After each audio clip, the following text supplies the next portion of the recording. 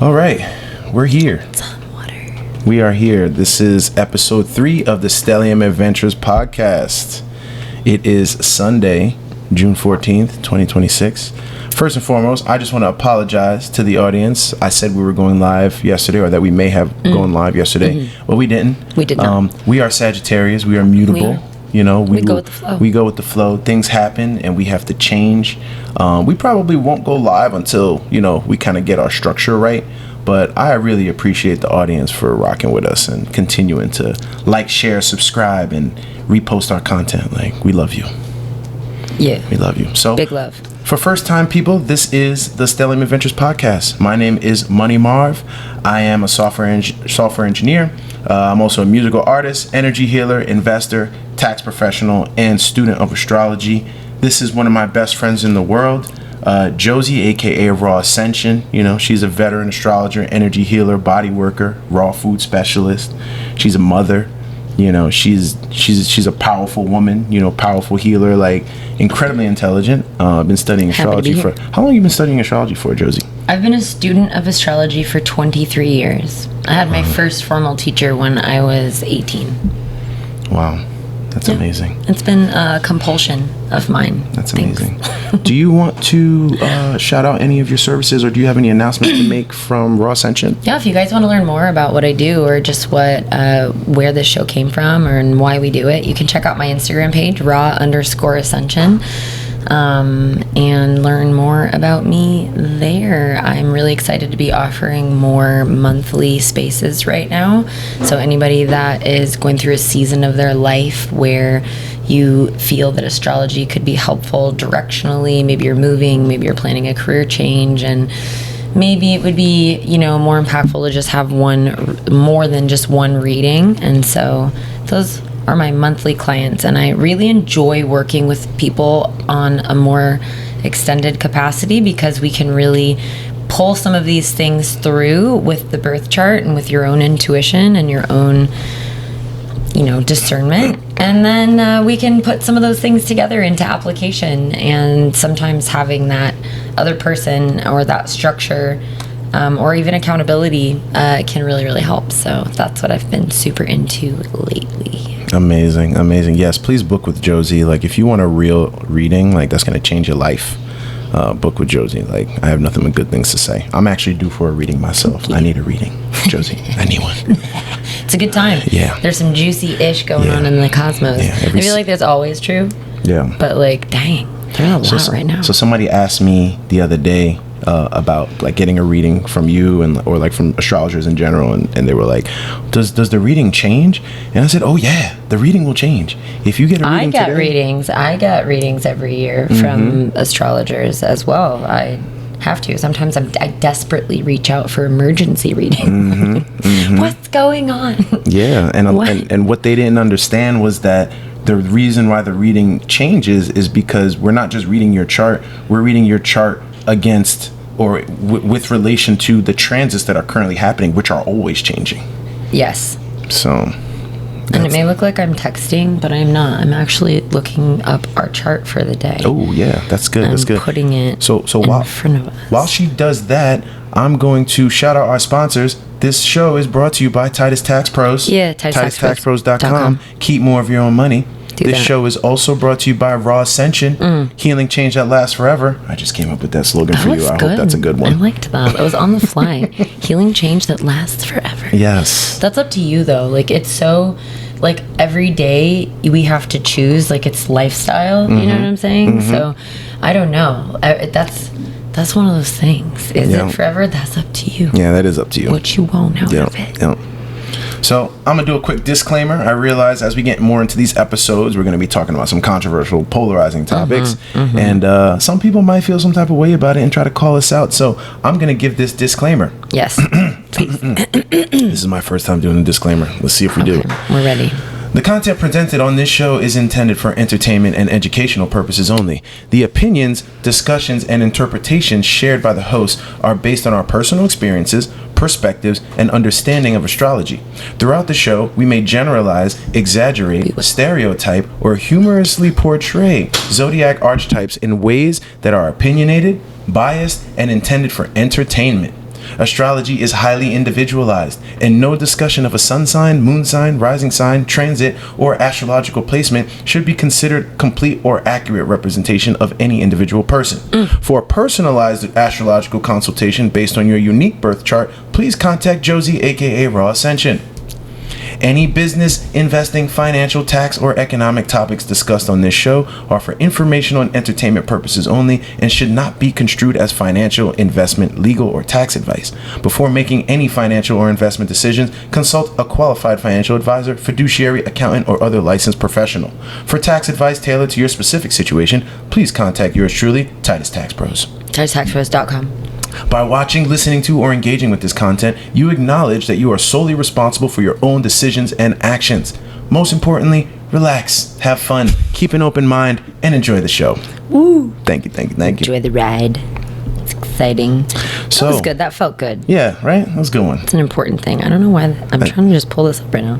Yeah, I think that covers it. That's perfect. Did you want to talk about today's... No, I'm just getting it transits in front of me. It's juicy. Well, how could we know? It's the new moon today. We have a new moon in Gemini. Ooh. Right now. You want to talk about that? Well, I mean, we have two things, right? It's the new moon. What's that? And then we have the energy of Gemini coming in to flavor the whole thing even more exciting. Oh, there we go. You just got it even faster than me. Yep. Yeah, my brain's we're moving. No, okay. You're good. Yeah. Look at that. Oh, look at that. It is literally so they're 3 degrees apart from each other right now as we're recording. The moon is at 20 degrees Gemini and the sun is at 23 degrees. And so let's see. That puts Lilith. Oh my goodness. Lilith is almost directly opposing the moon right now. Lilith being in Sagittarius at the moment. Oh. And so that's a little juicy. How does I always wonder this. How does Lilith impact on a collective level? Well, it kind of gives you like one of the things that I've noticed is sort of that collective tipping point, like the thing that's gonna, like the straw that's gonna break the camel's back. And so like this is where you're gonna see like a flavor of. So I think probably people like maybe emotionally or impulsively based off of like desires that they've been sitting on or not acknowledging. I think any energy that comes from this new moon energy, even though new moon energy isn't like pop off, it's still sort of like a magnetic point, and it draws most energy in and like down, but everybody experiences that differently. In fact, there's some various research that shows that more masculine energy is heightened by full moon and more feminine energy is subdued, and then the opposite for the new moon. But every human being has their own unique disposition of masculine and feminine energy inside of them, and so it's important to like really not generalize those things too much. But yeah, I think that, so for instance, how is that affecting right now? Perhaps people would be impulsively traveling or like blowing off things that are really important in order to do something that's fun. Sort of like a snap. People are snapping. I think there's not a whole lot of patience right now going on. And so I've noticed over the last like since the new moon phase, over the last like 17 hours, 24 hours, a little bit more road rage, but specifically at the stoplight. Oh man. So people honking immediately, like just really impatient. Ooh, or running red lights. I've literally seen several red light runnings in the last day. And also just people literally, as soon as that green hits, it's like, let's go. And so I think that you could point to several things in the transits right now, especially the Aries energy that's continuing to linger for us. We are starting to see some of those planets move into Taurus though. Yeah. Wow. Yeah, so let's see. If you have a Lilith in Sagittarius, just look out for yourself, basically. Yikes. Well, that's the transits. That's like very small proportion. Yeah, very high level. There's so many layers. That's actually really like niched into one little area.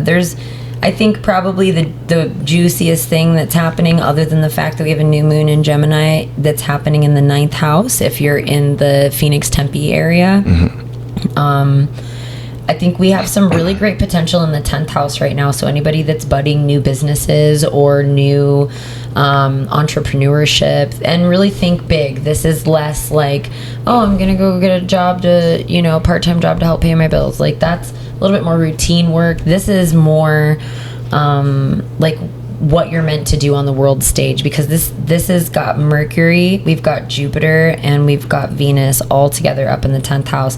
Venus did just switch into Leo, which is actually giving us a powerful boost if we're able to channel that correctly. Very important. Channel that correctly. Don't skip the gym right now, you guys. Everybody should just get a little extra energy out physically if you can. It helps with emotional regulation. Yeah, get that aggression out, people. Get it out. Why you mad for? Why you mad? Because you need to move your ass. Why you mad for? Just move it. So in New York, like, my friends used to get, they used to get mad at me for saying this, but then they would say it too. Like, it's like, why are you getting mad for? That's like the most condescending thing you could say to somebody. It is. It's like, stop overreacting. Right. It's like, calm down. Oh my God, I hate when people tell me to calm down. Ooh, you tell a fire sign to calm down?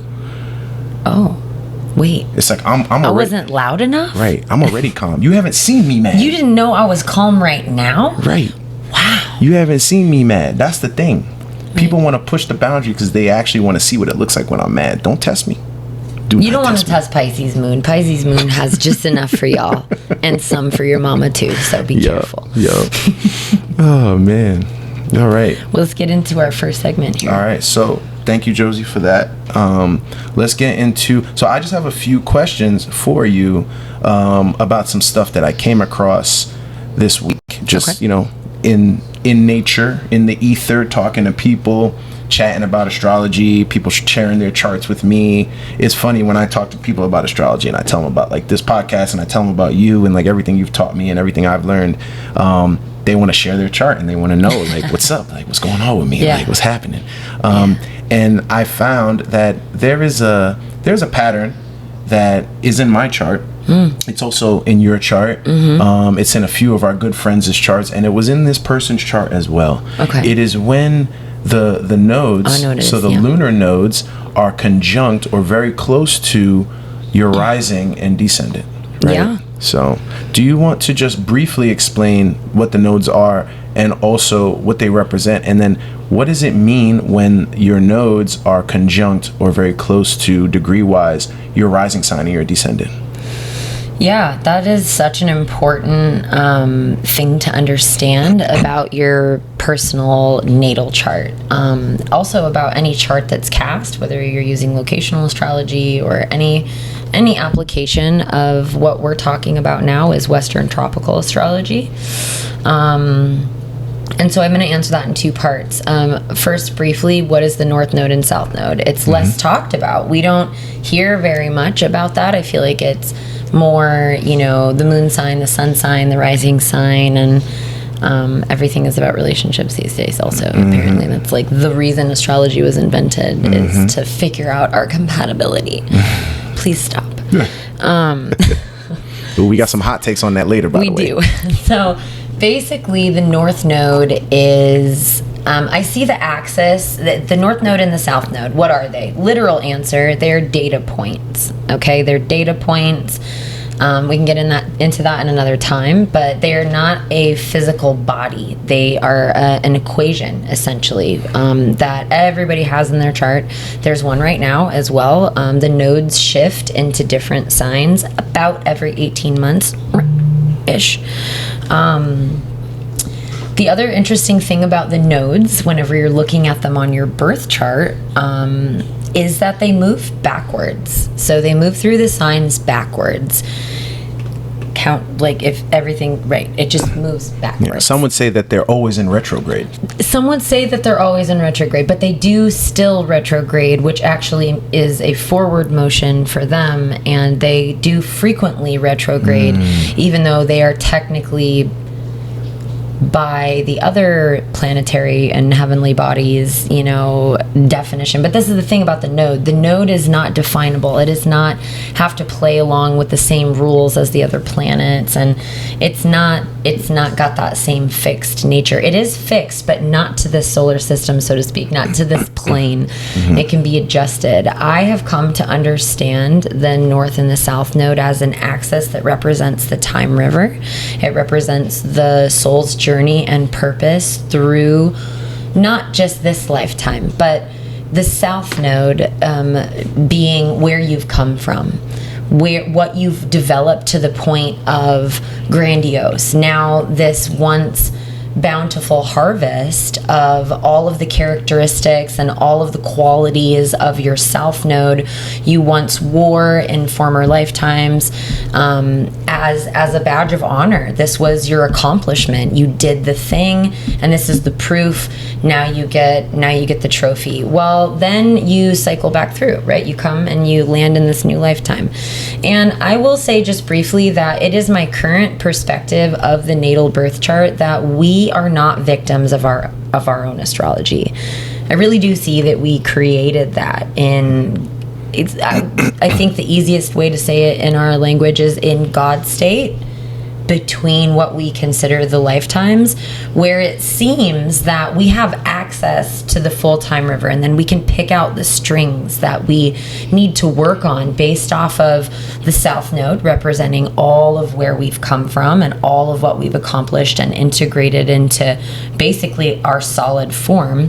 And then the north node. The north node is the North Star. The north node in Vedic astrology is referred to as the head of the dragon.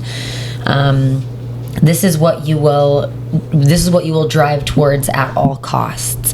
In Western tropical astrology, we interpret this as sort of, as I mentioned, the North Star, your soul's purpose. This is bigger than your purpose in this lifetime.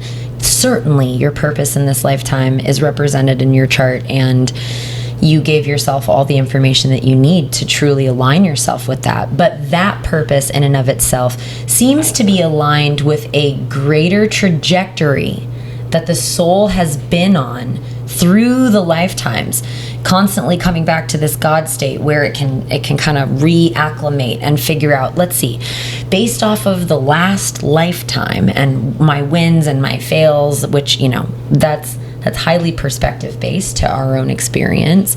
Based off of all the data, what kind of curriculum do I need to create for myself for the next lifetime in order to function as the next lily pad of stepping stones to get towards the ultimate goal of the North Node? And so they say that we need to begin acknowledging and releasing a lot of the characteristics of the South Node sign.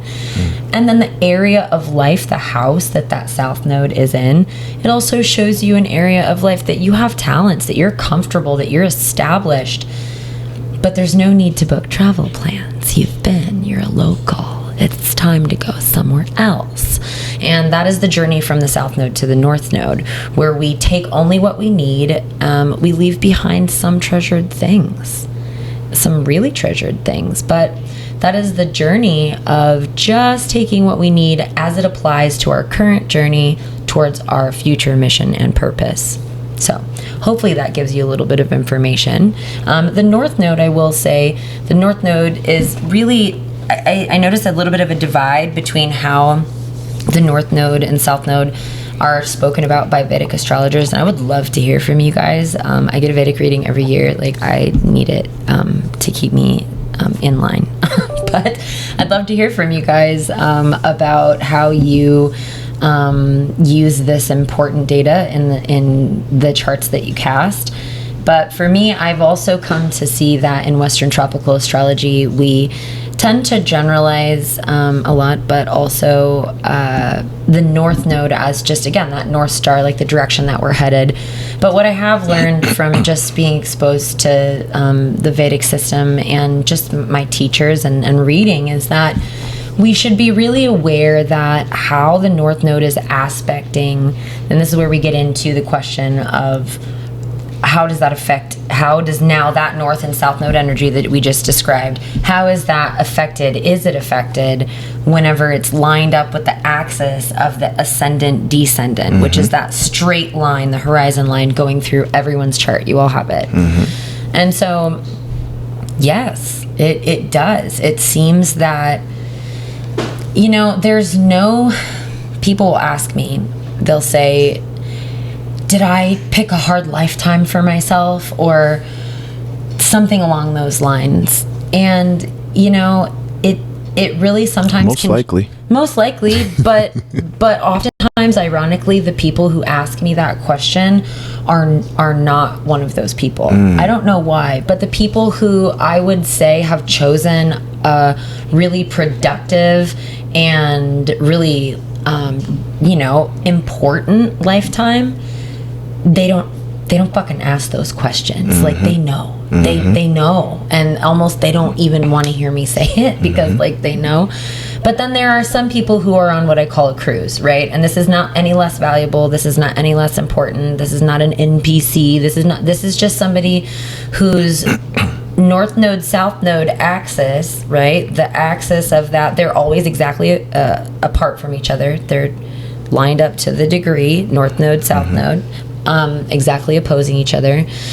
If they are far away from certain elements of the chart, specifically the ascendant descendant, it really shows me, or if you don't have very many planets around your north node south node placements, I say that you're sort of here on a cruise. And usually we can look at your north node and we can take, your south node, and we can figure out what was the purpose of that cruise. Did you freaking earn a break? Like, are you just kind of here to like catch up with old souls and exchange information? Or perhaps you're on a fucking sabbatical. Usually this is the case. Usually somebody who is on a cruise, this is why we don't wish for other people's lives. Okay, because the easy people, the charts, the people who are like, oh, I've had such an easy lifetime, and oh, I don't know, I feel so bad for people that have trauma, and oh, I don't really know if I need an astrology reading, I don't really have very many questions. And then I look at it, and I'm looking at the south node, and I'm just like, oh my God. It's like, what have you been through? The carnage. No, really, the carnage. Yeah. And it's like somebody on your team just came and was like, you know what, we're gonna put her in, we're gonna go. Oh, you take some time. Yeah, let's set her to the side. Get healed up, and then we'll go again, okay? Yep. So that's the people who are lucky enough to have like a super easy lifetime, and you're like, why can't I have their life? Suffering. Deep suffering. And usually failure to understand the north node goal and point and apply it in many lifetimes in a row. Failure not because you suck, but there's circumstances. There's all kinds of things. Yeah, some people definitely suck. Some people do suck. I'm sorry. Like if you suck, then you suck. You probably know that if you're listening. But yeah. So on the ascendant descendant line, this is really interwoven with the personality, specifically the physical attributes, if it's in the first house or if it's lined up exactly to the degree. Right. If it's in the first house, this is interwoven with the not just the personality but the identity. This is so much of that person's identity. Now this is super important. Which side is the north side and the south side, right? So is the north node lined up with the ascendant? Right. Or is the south node lined up with the ascendant? Right. Ooh, you are going to get two totally different experiences there. Yeah. And I say experiences because that's giving you two totally different perspectives. Under the pretenses, which I know most about because my north node is lined up in my descendant in the Same. right there in the 7th house. Ugh, this is nauseating too. But you know, perhaps some of you as well. I apparently overdeveloped based off of highlighting on this one specific area of my chart, or people that have the north node in the 7th house, even if it's whatever sign it's in, okay? These people, we have usually overdeveloped independence. We have beaten that horse to death. We have cut off our nose to spite our face. No, I don't need help. I can do it myself. Pride, all of these kinds of things. And also, number one, I believe, the first house does not have an awareness of the other. Therefore, it does not assign any value to something that it's not even aware of. And so to get a first house, or we're going to very delicately also compare to Aries, I want to make it very clear that the zodiac signs are not subjected to the zodiac houses. They are freely roaming anywhere. But there are 12 signs, and then there are 12 houses. So sometimes they rest very comfortably within their numerically assigned house. Yeah. But they can go anywhere that they're elements and planetary rulers. There's a lot of things there that affect that. Yeah, I heard you say one time, like the signs, like they like to be in certain houses. That's how we say it. They like to be. So Aries likes to be in the first house, but he loves to be in the ninth house. Oh, Aries loves to be in the ninth house. Aries also will go right into any air house, any predominantly air house, and all of this shifts for you based off of what your rising sign is. And then each house has its own assigned element and planet as well. It's true. But I digress myself back to the question.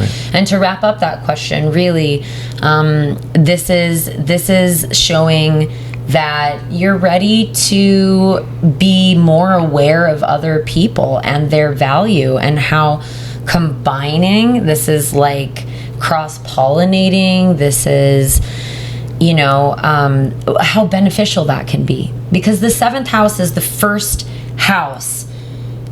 The 7th sign is the first sign popped up like a daisy on the other side of that horizon line. We're going to get one of these days, I'm going to get a little thing, and I'm going to be able to show you what I'm talking about. Yeah, we'll get that on screen one day.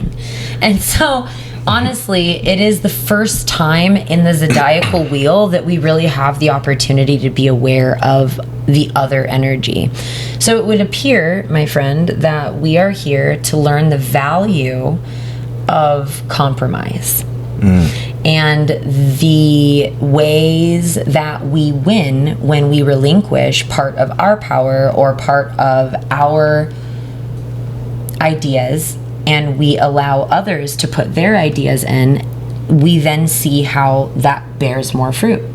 And this is totally foreign to somebody that has South Node in the first house. We have never, think about what I just said about South Node. South Node is everything we've become good at, everything we've been acknowledged for, everything that fed us, that fed the village, that got us that kind of safety and security, both emotionally and societally, every way you could imagine it. It's what we've mastered.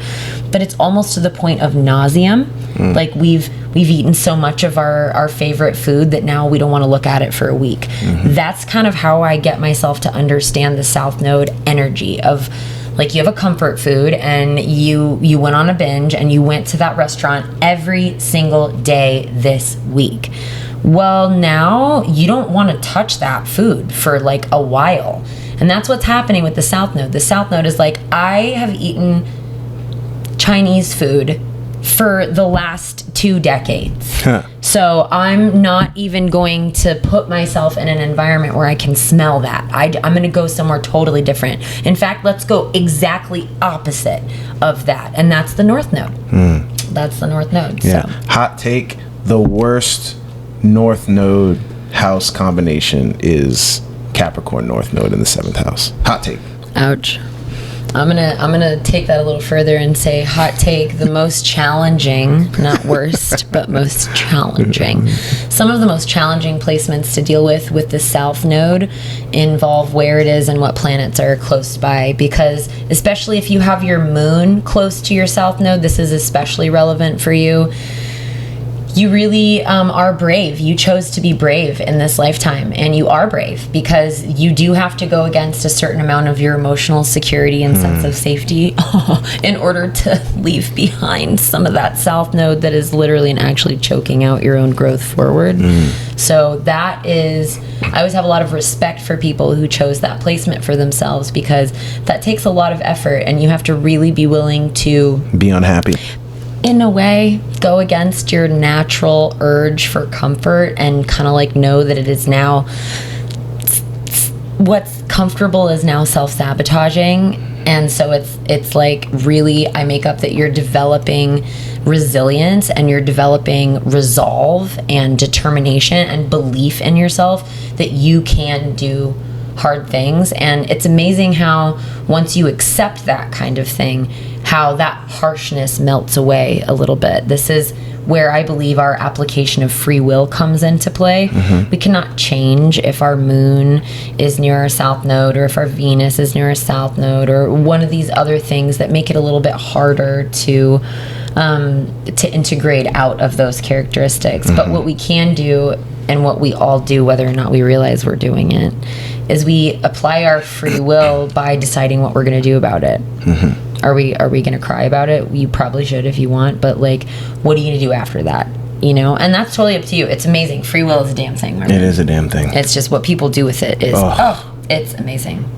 God bless. Like, one can write a book on the things that people choose to do with their free will. It's incredible. It's incredible. Yeah. Wow. Suffering is free. It is free. It's just, and everyone's entitled to their own. It's amazing. Yeah, that is so true. But you know, honestly, I think that we have to go through a certain amount of suffering in order to really gain perspective. I don't know, as long as we're in this dualistic plane of energy that we're in, seems to be the provocateur of growth. Yeah, for sure. And I tell people that I choose my own suffering so that the universe doesn't have to choose it for me. I love that, Saturn. Like going to the gym, reading books. Saturn approved. Approved. Going through challenges, like taking on challenges head on and not, waiting for them to come knocking on my door. That's really good, Sagittarius. I'm really glad you do that, because that's not really characteristic of Sagittarius. So many people. Procrastination. I know, with a Pisces moon. I want to procrastinate so bad. I know. I'm so proud of you for not. And you know what I think it is? I think it's the 6th house. All that 6th house. Locking it's just locking me in. There's a PS5 right here. I haven't even hooked it up yet. I want to play it so bad. That's something. Okay. Yeah. This says something. But I digress. Cool. Thank you, Josie. I appreciate that. That was great. Hopefully it gave a little bit of an understanding. Anybody that wants to talk more about that, on my Calendly, you can find a Soul's Purpose and Journey reading. This is a 90-minute reading where we go into this in depth for you or your relationship, and really figure out how some of the things that we said today apply to you specifically. For sure. Please reach out to Josie. Please like and subscribe this content if it resonates with you. And yeah, I'm gonna put Raw Ascension in the comments so that you can reach her on Instagram. But yeah, you can find her on all platforms. Yes. Shortly TikTok. Sweet. All right, are you ready for this next segment? I'm ready. I'm so ready. I've actually been really excited about this next one. I think that the birth of gold. Is that what this is? Yeah. So this next segment, we're gonna get into some financial astrology. I've been studying financial astrology for a little while. This is actually the reason why I got into astrology. This is what you're applying our studies to. Yeah, this is what I'm applying our studies to, because I've always been an investor. Not always, but for the past 5 to 6 years, I've been an investor. I've been studying the stock market. I've been studying commodities. I've been studying price action. I've been studying human behavior with the markets. And astrology is another lens with which to look at that through, and also to layer on top of my existing fundamental analysis. So fundamental analysis, for people who don't know, is just reading balance sheets, looking at certain signals like net profit margin and return on invested capital. All these different signals. There's hundreds of different signals. I don't use all of them. I use a few of them that work for me and that have worked for me in the past few years. And studying financial astrology, I've noticed some very interesting observations. And today I want to share with you some of the research I did on gold, right? Just the price of gold. And we're not going to make predictions. Predictions is not what we do. We look at significant transits and significant aspects and trends. And we pair that with fundamental analysis, and then we measure what the risk is, because every investment is a risk, and we make our decision based on that, right? They said Jamie Dimon, the CEO of JP Morgan, he said millionaires don't have astrologers, billionaires do. And other big CEOs have said something similar. So people are using financial astrology. They may not talk about it, but they're using it, and it shows. So let's talk about gold, right? I guess the first question is, how do you cast a chart for gold, right? How do you cast a chart for a precious metal that has been used as a store of value and for other things too for many, many, many years? When you're casting a chart for something that has price action, meaning a price that goes up and down on a general market, you need to determine some of the same things that you would determine for a human being. You need the birth date, you need the time, and you need a place, right? Now, the birth date for gold, I am going to use the day that gold futures began trading on a platform called COMEX, which is the Commodities Exchange. So for you who don't know, gold is what's considered a commodity. It's an item that has perceived value and that is bought and sold on a general market. There is an exchange similar to the New York Stock Exchange. There is something called the Commodities Exchange, and that is also based in New York City, New York. Because gold is not a company, I am using the location of the Commodities Exchange. If we were looking at a stock that is an actual company like Schwab or Berkshire Hathaway or Nvidia, I would actually use the headquarters of the company as the place. And that's how we would determine the rising sign. Right? Beautiful. So for gold, we're using gold futures, and futures is basically another type of security. It's another type of equity that you can invest in as opposed to stocks. Futures is also something that you can buy and sell in a market. It began trading on the Commodities Exchange on December 31st, 1974 at 10 a.m. the market opened. As soon as the market opened, trades were being placed for gold futures, right? So that is the birth date and time and place in New York City, New York. I'd love to remark on that of if gold. I can. For sure. I think that it's actually really important and cool that you chose this date, because I can already hear and see, maybe people who are thinking right now, like, gold has been in existence for so much longer. That's not the birth date of gold. Right. Like, shouldn't we go back and figure out when it was first traded with indigenous and all of that? That was a different gold. Right. That was a different energy attached. That was a different gold. This is gold as it pertains to our current financial system, from what I understand of what you're doing. And that's so important to understand why he's using that date. And this is the nature of financial astrology. Like, this is how you cast a chart for an equity or a security, because once an equity or a security is encapsulated into a market and is bought and sold on a general market, that births a new entity. And the entity for gold, in the context of which it's a birth chart. The context that I'm speaking in now is gold futures, which is a commodity, which is a type of equity that you can buy and sell. It just so happens to be gold. There are silver futures, there's wheat futures, there's sugar futures, there's corn futures, there's all types of different futures, right? We're talking about gold futures, and typically the price of gold futures is the actual price of gold. You will go to the pawn shop or whatever, and the per ounce price of gold will be the same as gold futures. Like, that's pretty much our source of truth of the price of gold today. So that's why I chose this one. So I noticed a few things while studying financial astrology, specifically with gold. Also, I looked at Nvidia. I also looked at Schwab. And I looked at Bitcoin as well. Now, we'll talk about Bitcoin next episode. I think that'll be an interesting one for people. The rising sign seems to have a very large impact on the direction of the price action. The rising sign specifically, and the chart ruler, which is the ruler, the planetary ruler of the rising sign. When the chart ruler is I want to say favorably aspected by certain planets, it has a large impact on not only the directionality but the intensity of the price move, right? Whether it's going up or going down, right? Yeah. So let's use gold for an example, right? Gold is an Aquarius rising, right? So that makes Saturn and Uranus the chart ruler, right? So any favorable aspects to Saturn or Uranus they typically have an impact. And for the record, financial astrology, from what I found, is about 70 to 80% in alignment with what actually happens to the price. That 20 to 30% of error, I'm sure it's due to things I'm not looking at. There are so many other asteroids that come into play. Specifically the asteroids with financial astrology. Specifically the asteroids. My word. Specifically the asteroids. There's also other factors that I'm having a hard time measuring because they're not predictable, like solar flares. Solar flares have a big impact on price action, right? When the sun has solar flares, it affects human behavior. It affects what we do in the markets. I can't predict those. maybe somebody can, but I haven't found a way to predict those.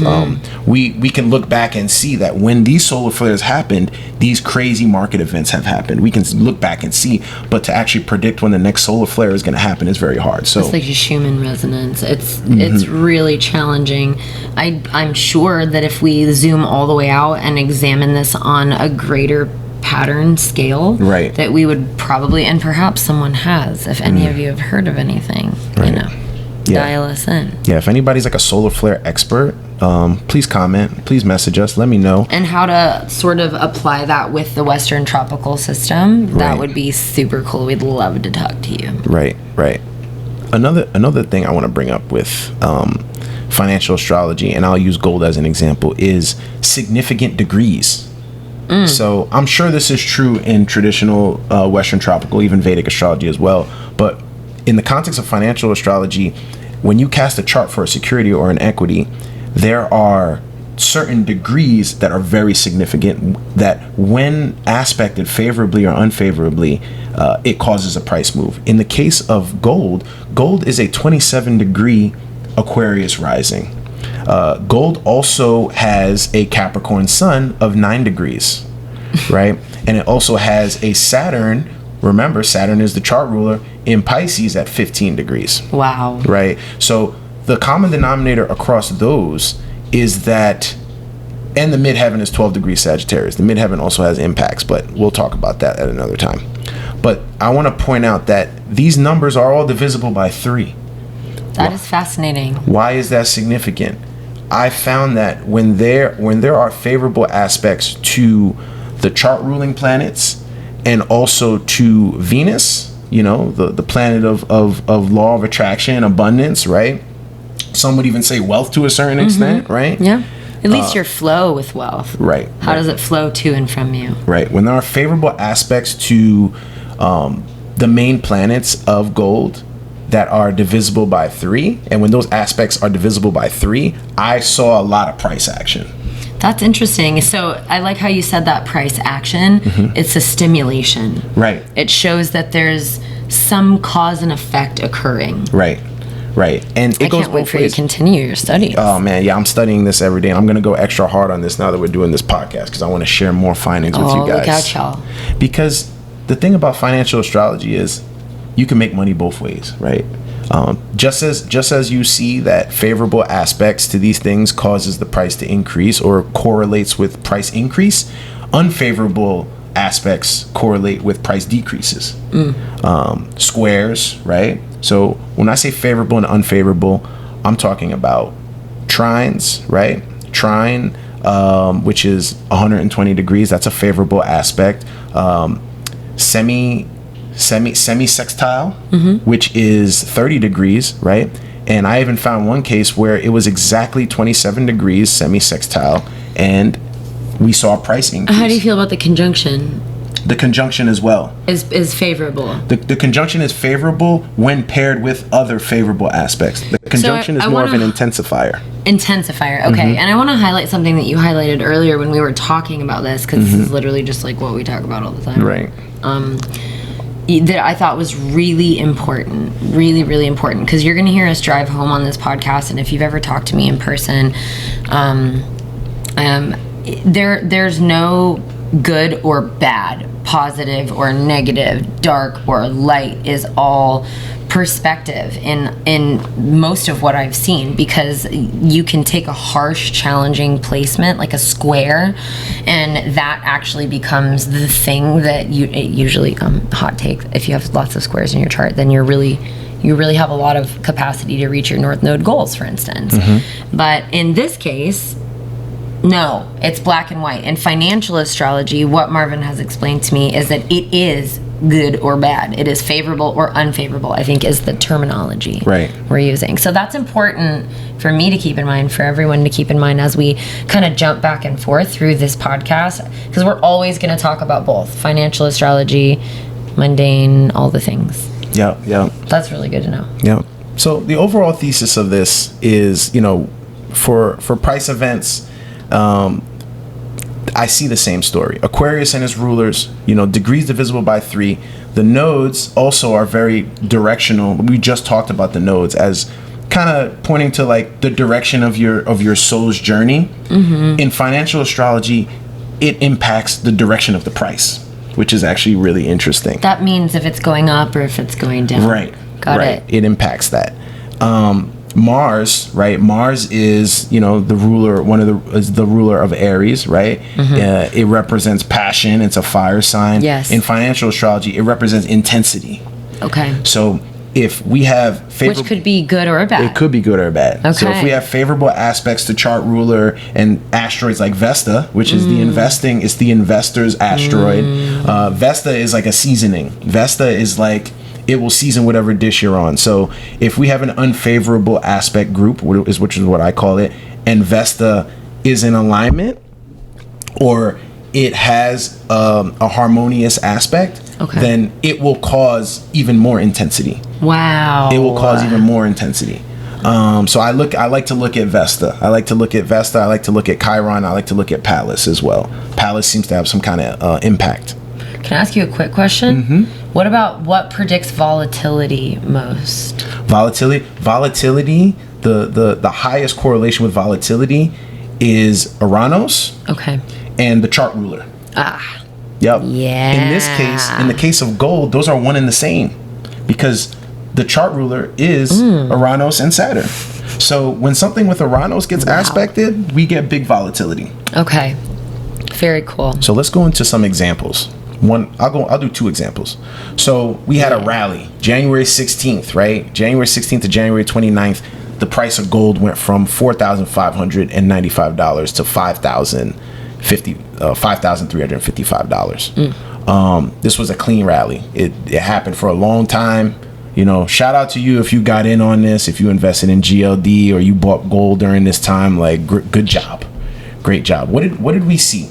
So we saw Pallas at 27 degrees Aquarius, exactly conjunct gold's ascendant at 27 degrees. There's that 27. Yep. On January 16th, we saw that 27 degree conjunction to the degree, right?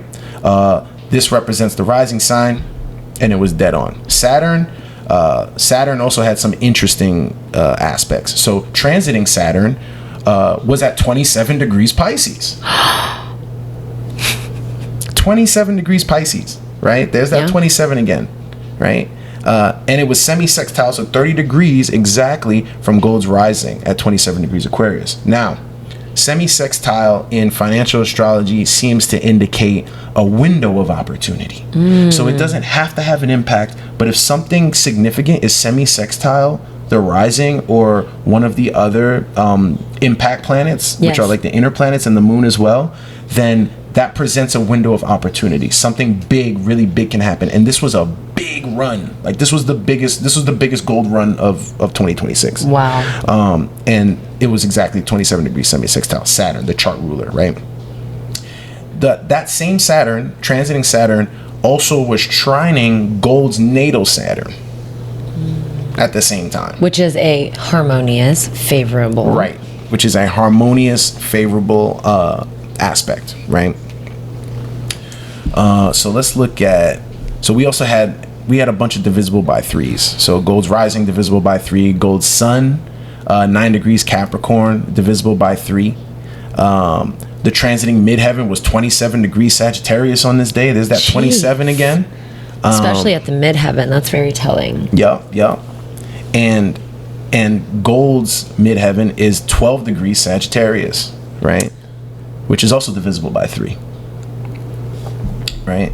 Okay. So he's picking something up here. So we're just pattern recognition. Yeah, we're pattern recognition. Pattern recognition. What we're here to do. So when favorable aspects fall on degrees divisible by 3, the move has what's called structural backing. That means there is a structure to back some kind of price action.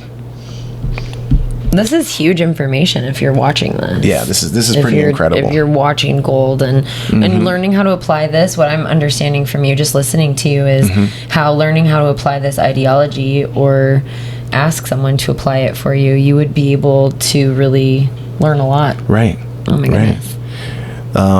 Vesta, on this day, transiting Vesta was trine gold's Pluto. And guess what gold's Pluto is? 9 degrees Libra. Ooh. 9 degrees Libra, right? A Venus-ruled planet. Deep transformation in Pluto, divisible by 3. There's another divisible by 3 scenario. So let's look at some intensity markers. So intensity markers are Mars, Venus, and at times Jupiter, right? Jupiter is that expansion, that explosion. Mars is that passion, that fire, that jet fuel. And Venus is that attraction. It's that wealth. It's that abundance of just wealth and luxury. So we had transiting Mars was conjunct Gold's Venus. And when I use conjunctions in financial astrology, I typically use an 8-degree orb. That seems to be adequate. Okay. For financial astrology. Yep. Working with an 8-degree orb. That means that he'll go 8 degrees on either side of the exact number and still consider working with that as a conjunction. Yep. But we do always keep in mind if it's a 6 or if it's an 8 or if it's a 3 For or sure. if it's exactly on. For sure. Yep. In this case, it was only 2 degrees away. So I call that an intense conjunction. Yeah, within a 3-degree orb, most traditional astrologers will accept that. Cool. So on this day, transiting Mars was conjunct Gold's Venus at 22 degrees Capricorn. That's an intensifier. Transiting Uranus, which was at, again, 27 degrees Taurus. Amazing. Right? 27 degrees divisible by 3 again. How many things? I think we got 3 things at 27 degrees on this day. And it's trining Gold's Venus as well. So we got Uranus, which Uranus not only is the chart ruler of gold, it's at 27 degrees. And generally speaking in financial astrology, it indicates like a big move in pretty much another direction. Okay. So we were doing this. Now we're going to do that. Now we're going to do that. Okay. Right. And that could be any direction but the one you're currently going into. Yes. And then finally, we have transiting Jupiter, 19 degrees Cancer and retrograde, trining Gold's natal Jupiter at 13 degrees Pisces. Okay. Right. And that just kind of seasons it with some expansion flow. So Jupiter is like, okay, we have all this structural integrity. Let's expand. And then we have this huge run in gold going up. Yeah. How much did we say? Almost $1,000 jump. It was like an $800 jump. That's insane. That is insane. That's a lot. That's a lot of movement. Yep. Now let's talk about the drop. So there was a drop that happened after that. I have to contrast it with this, and then we'll move on to just a summary, and then we'll get out of this topic. But I'm really excited about this. So then we had a drop on January 29th to February 2nd. So the price of gold went from $5,355 down to $4,652. Like big drop, right? So what happened? We had some unfavorable alignments. We had some oppositions, and we had some squares. Oh, excuse me. Oh, yeah. Okay. Right. So I can see that. So gold has a Leo moon, and the moon sign, it's because we are emotional investors. Like humans are emotional investors. So the moon sign is very significant in financial astrology. That's so funny. You want to see favorable aspects on the moon. Unfavorable aspects on the moon set up a structure for a price drop. It could set up a structure for a price drop. So we have transiting Sun, again, at 9 degrees. Divisible by 3. We have transiting Mercury at 15 degrees, divisible by 3. We have transiting Venus at 15 degrees as well. They were conjunct at 15 degrees, divisible by 3.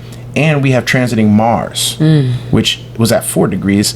They all opposed Gold's moon at 13 degrees Leo. They were all within an opposition orb of Gold's moon, all of them. And most of those were divisible by 3, right? So things are stacked against Gold's moon at this point. What else happened? We have transiting Vesta, the investor's asteroid, at 9 degrees, divisible by 3. Opposed Gold's moon as well, right? So Vesta is kind of seasoning this opposition. It's like, okay, you guys are opposing. Let me put some seasoning on that. Let me add some more structure to that, right? The ascendant also came into consideration, right? And this is when I started noticing 17 degrees seems to also be a significant degree. I'm still looking into why that is. Just pattern recognizing 17 degrees. Sometimes there's just a degree number that is significant. And I've noticed that on certain stocks and certain equities. All good? Yeah. Okay, cool. Can I sit right here? Of course. Live audience. Yeah, we got a live audience right now, aka Josie's son, the future co-owner of this company. There you go. He's gonna be the future executive producer of this company, so he's got to watch us live in action. Watching and learning. Yeah. So the ascendant, and I told you the ascendant is about directionality. So the ascendant determines effectively the direction and flow of whatever price action we're doing. So we have the transiting ascendant, so the ascendant of the collective at that time, using New York as to determine the rising sign, because that is where commodities exchange is Established. Yep. Yeah. At 17 degrees Aries, it also opposed Gold's moon in Leo. So I'm noticing that the moon, would you give more weight to the opposition against the moon, or the fact that it was multiple planets opposing? Is it the opposition or the aspect to the moon that created the drop, in your opinion?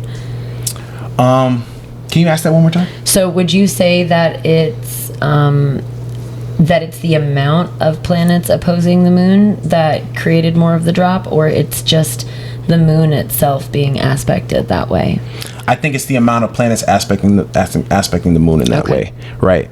The inner planets have impact, but typically you need more inner planets to have the same structure in order to correlate to a big price action. So these were inner planets. Yeah, these are inner planets that were with Vesta. all right there. Yep. And so that would definitely make a bigger impact. More personalized impact. Right. Closer to home. Right. It hits closer to home, right?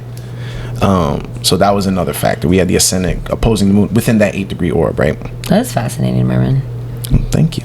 And then we have transiting ascendant also squaring Gold's Venus, right? It's squaring Gold's Venus in 22 Capricorn. That is also an unfavorable aspect. A square is what Josie would call a productive aspect. In financial astrology, it is challenging. Yeah, it's not favorable to the price going up. Now, if you're doing put calls, which is when you invest for the price going down, people make money on the price going down as well. This would be, you would look at this and you would say, ooh, this is actually good. Like I'll do a put and I'll make money on the price going down. But as far as the price going up, squares are no bueno. So we're squaring Gold's Venus in Capricorn. The collective ascendant is also squaring Gold's Saturn. Now, this to me was the big one. This was the big critical hit because Saturn is the chart ruler of gold. So when you have the transiting ascendant, which determines directionality, squaring the chart ruler of an equity, a commodity, that's a big structural indicator for the price going down. Oh. Yep. Yeah. And then, finally, just to tie it in, like we have the nodes, transiting North Node, even though it was trining Gold Saturn. Trine doesn't always mean that the price is going to go up. Trine just means harmonious. So if the other planets are stacked against the price right now, and you have a trine, it could just intensify the price going down. Especially if it's a directional indicator like a node. So we have the North Node in Pisces trining Gold Saturn in Cancer. So the trine represents an intensifier rather than an omen of positivity. Right. It could be positivity, but it will definitely be an intensifier. Yeah, it's going to intense whatever else is happening. It's almost like there's a collective. So don't assume that because the trine is happening that it's going to be positive. Right. Okay. It's almost like in financial astrology, like all of the planets and all of these like positions, like the nodes, like it's like they're a committee, and where most people on the committee say nay, there are certain people in the committee that say, I'm gonna align with whatever you say, and I'm just gonna intensify the impact of that. When it comes to directional placements like nodes and the rising sign, that is the case, and that seemed to be the case here on this drop. So the North Node, even though it was trining Gold Saturn in Cancer, it squared Gold's Mars. Okay. Right? It squared Gold's Mars. Again. Yeah. So this is tied to price direction clashing with like the intensity. And that could cause like a violent turn of events as well. Let me see if there's anything more significant here.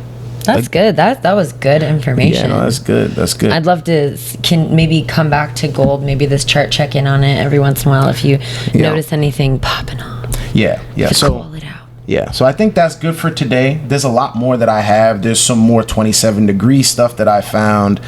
There's a lot of 17-degree triggers that I found. But yeah, I just want to give you that overview of financial astrology.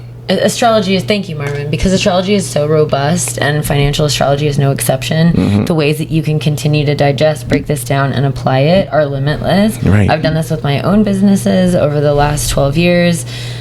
which has helped me do that with many other clients as well. And I'm so excited to see how you continue to take this information and how you will apply it. And I'm excited to hear from any of you if this was like helpful or interesting, how to maybe get an idea of casting a chart. Most of the time when we're talking about astrology, again, it seems like in our current culture, people are obsessed with using it for relationships and just the most silly things, in my sort of professional opinion. But at the end of the day, it's something that you can apply to any area. It is a tool, and how you use it depends on you and the job that you're doing. Yeah. Yeah, no, that's good. That's good. That was good.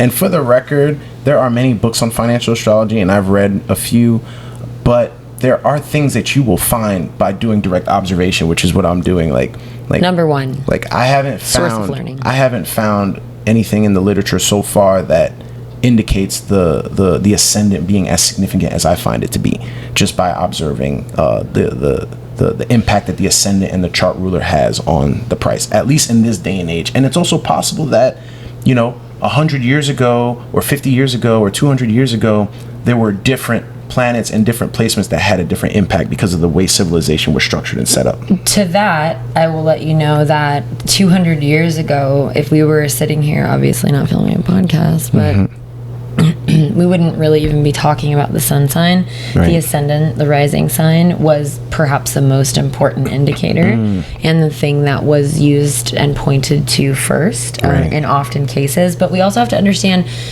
that 200 years ago, people who were doing astrology, they were doing it so they could exist. It was a form of science and technology. You couldn't hold office. You had to know how to do these things in order to do the other things. Right. And so it was a prerequisite to doing anything. It was a prerequisite. It was a part of the database. It was applied in a totally different way. Somewhere along the line, it was like recategorized to like folklore and given to the housewives. But not many hundred years ago, you could not sail a ship, you could not hold office, you could not do anything if you didn't understand astronomy, which is at this point been, divided. Don't come for me, but it's astrology.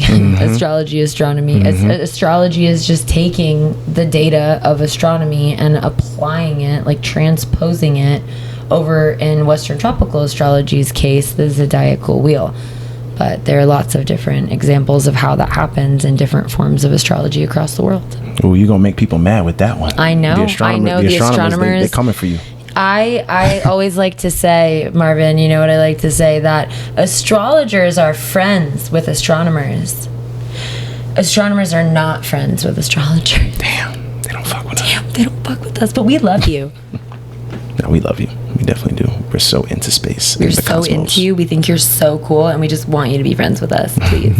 We won't talk about the planets and their archetypes one time. Maybe once. I love that. Oops. Cool. All right. Where are we? Hot takes. Yeah, let's I like that. Let's go into our final segment. We're gonna do one today. from each section. Yeah, we'll do one from each. We got a few. I got so many hot takes. There's no way we can do them all in one episode. So we're just gonna have a hot take segment. We are. And I'm gonna pick at random certain ones. We got relationships, we got travel, we got career and business, and we just got some polarizing hot takes that people are gonna be like, wait, what? It's true. So let's start with relationships, right? Relationships. So let's do this one. What are the pros and cons to dating someone before their first Saturn return versus after their first Saturn return? I feel like this is a trick question for me personally. Oh my God. Obviously, I didn't read the questions beforehand. Wow. Well, you said what are the perks of dating someone before or after their Saturn return? Right, their first Saturn return. The first Saturn return. Yeah. Personal bias, I would say probably don't. Okay, it depends on where you're at on your journey. If you have not had your Saturn return and they are in their Saturn return and you just met them, they gone. Like, well, and what I mean by that is your Saturn return, your identity shifting, like all of these things like are changing and growing over around a 3-year period of time for some. Like the current crop of Saturn returners, Aries, y'all picked a longer one. Okay, you just did. And so, yeah, I think, oh God, this is a little bit controversial. But honestly, like, stay in your zone or manage your fucking expectations.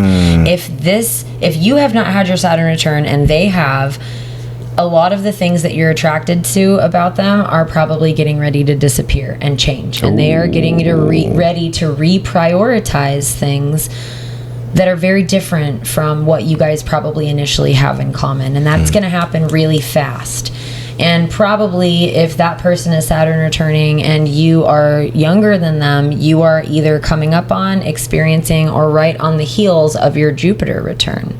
And so this is not necessarily a time that you want to be fully, like, involving yourself in someone else's like stuff. That's heavy when you're going through your Saturn return. It is a restructuring of everything that you've built. And so just like tread lightly, understand expectations, high communication, hold on loosely to the person that you fell in love with, or that you fell for, or that you're attracted to, depending on the dynamic. This could also apply, I'm going to really apply this to business relationships, you guys. Like, everybody wants to talk to me about boyfriend, girlfriend, who should I marry, I love you, I love you.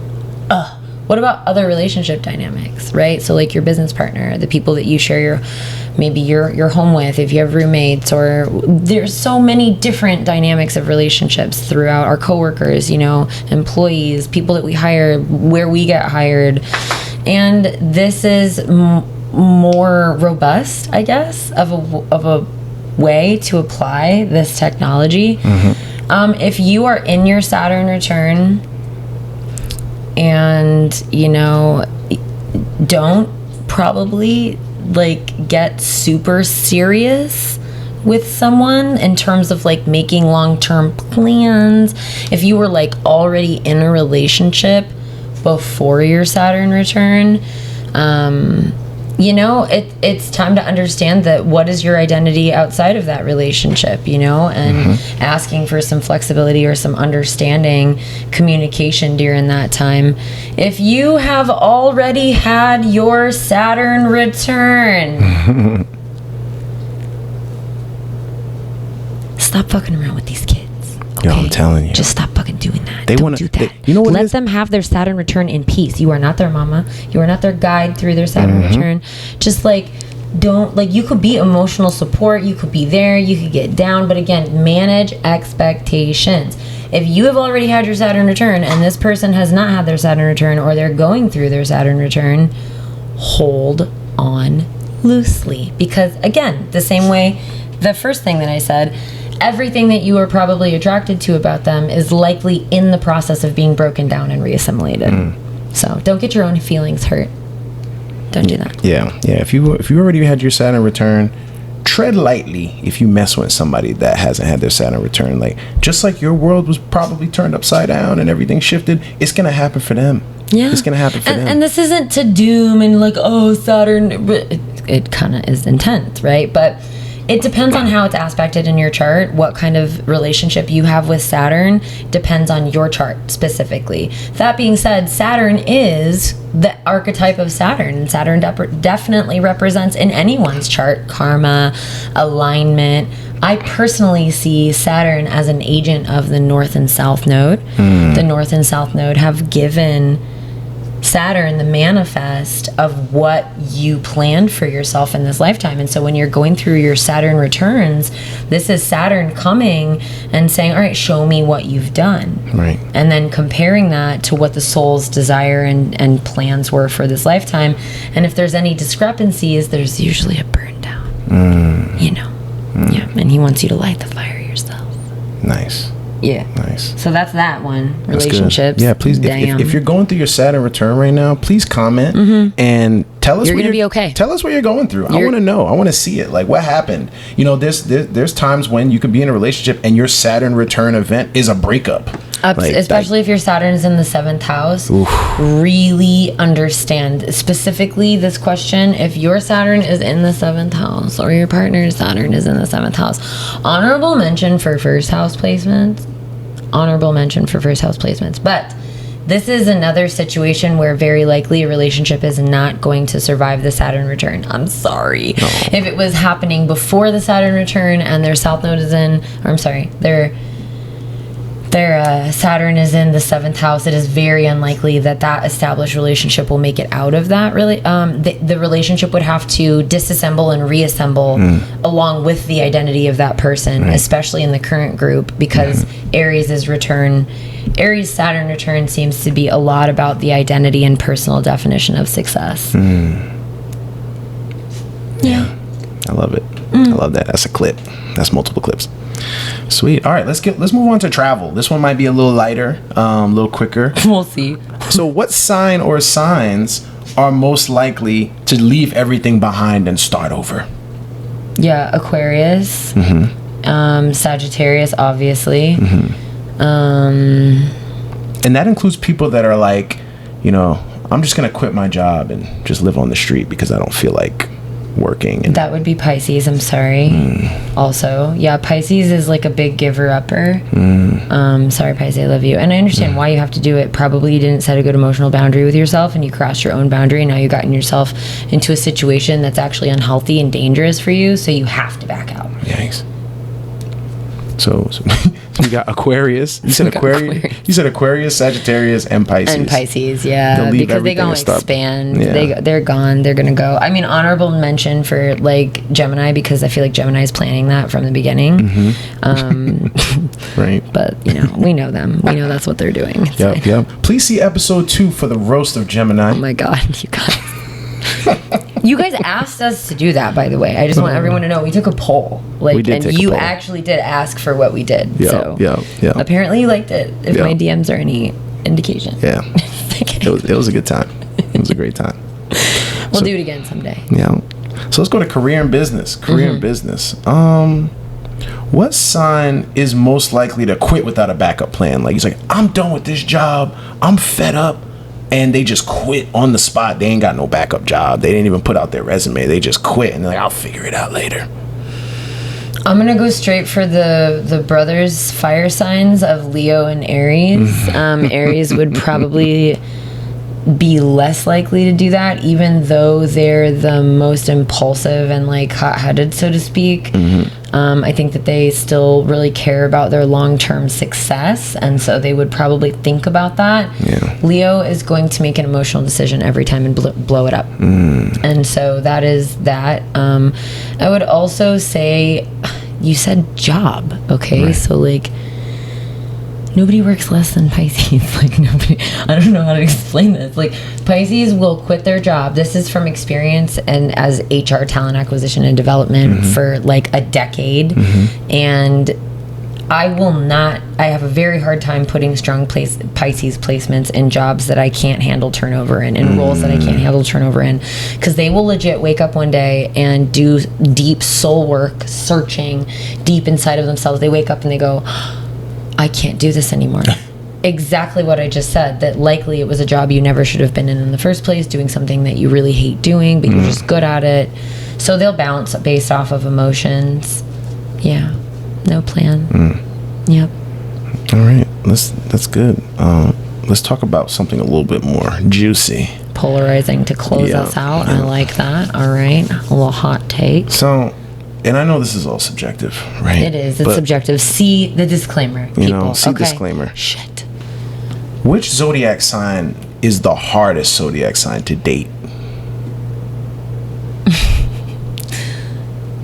Well, that depends on your zodiac sign, first and foremost. For sure. It all comes down to compatibility from the elements. I look at the elements first. So first answer is, what sign are you?